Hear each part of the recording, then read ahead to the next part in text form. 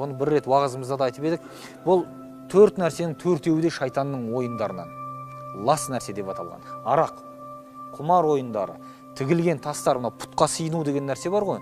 Әрбір табынылып жатқан, Аллаға ортақ қосылып жатқан жерде міндетті түрде шайтан бар деп айтқан. Соның 4-шісі құмалақ. Палашатын құмалақтар. Біз кейде айтып жатамыз, о, пәленше деген мықты палшы екен, құмалағын жайып жіберіп айтып жібереді деген секілді. Шайтанның ісі деген. Шайтанның лас істерінен де, аулақ болыңдар деп. Ендеше білейік, бұл нәрсе лас істерден болған үшін араға дұшпандық салынатын нәрсе осыда.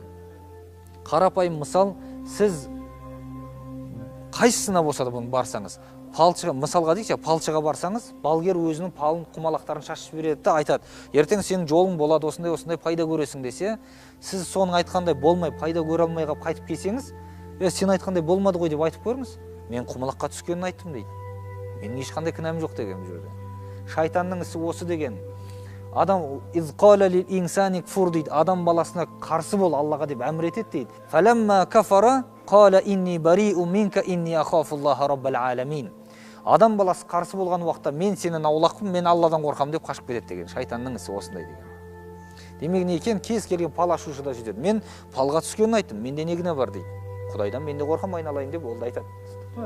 Содан кейін не екен, ана тасқа сенгеніңіз үшін сіз кінәлісізден. Арақ ішкендер де тура сондай.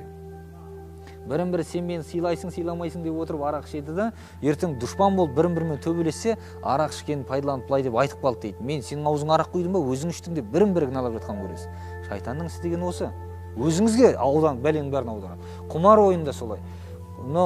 Қазір құмар ойындардың түрлері көп қой, қазір ойын автоматтарын шығарды. Жастардың қаншамасы кірісіп кеткен соған. Соның үшін Алла тағала бұл нәрселерді харам деді. Ол харамнан мұсылман адам аулақ болу керек екен. Субханакаллахумма бихамдик, ашхаду ан ла илаха илля анта, астағфирука ва атубу илейк.